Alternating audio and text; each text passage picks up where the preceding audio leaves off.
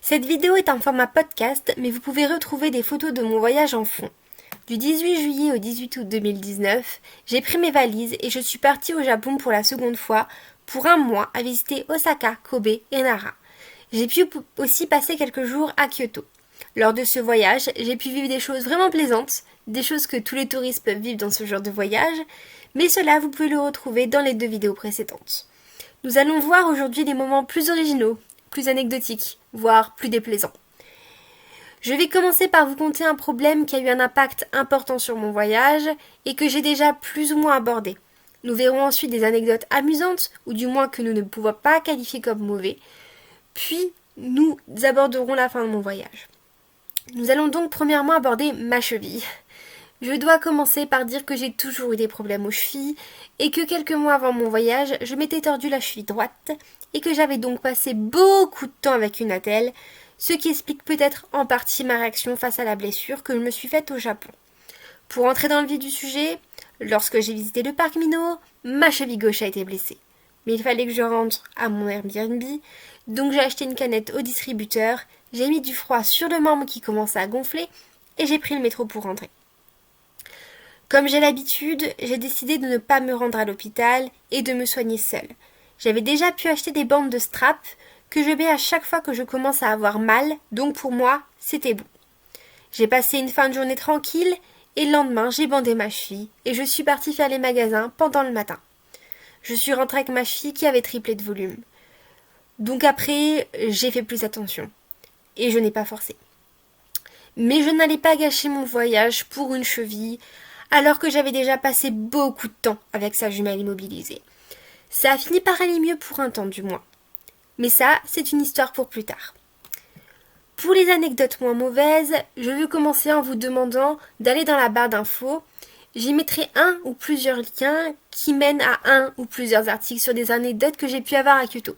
Je me souviens plus exactement comment j'ai présenté les choses, donc je ne peux pas être plus précise pour le moment.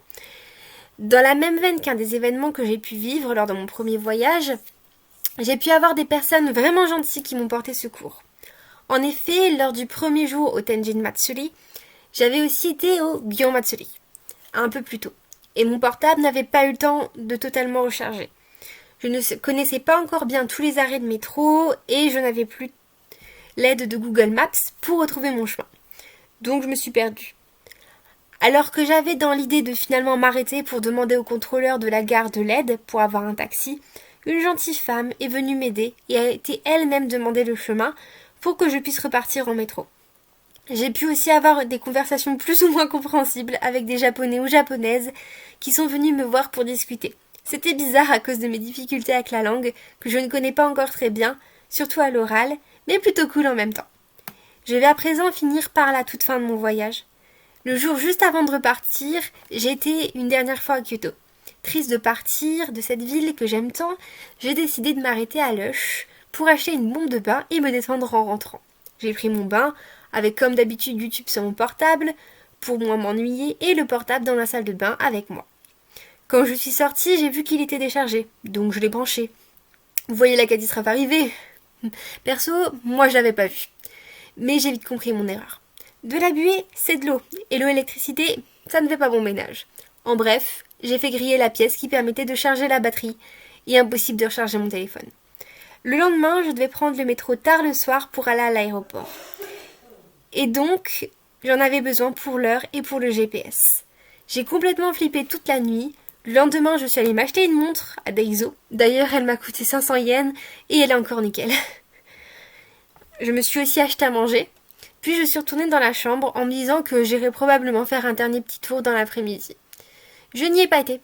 Lors du chemin, je suis tombée et cette cheville dont je vous ai parlé plus tôt, elle n'a pas tenu.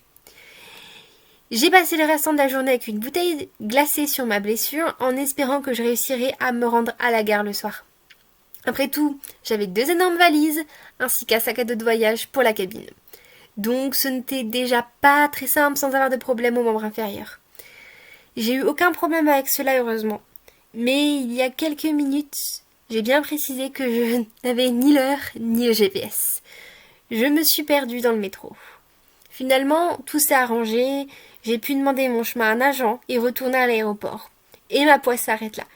Je n'ai pas pu aller à Tokyo pendant la journée comme prévu, mais ce n'était pas très grave, et je suis revenue chez moi sans problème. Je vais tout de même vous donner une anecdote plutôt drôle pour la fin. L'avion de Tokyo jusqu'à Londres a décollé en retard, mais il arrive en avance. Cela ne manque jamais de me faire rire. Je pense que je vous ai tout dit et que je peux vous laisser sur cette anecdote de fin, en espérant juste pouvoir repartir bientôt et pourquoi pas vous faire d'autres vidéos sur mes voyages. Bisous!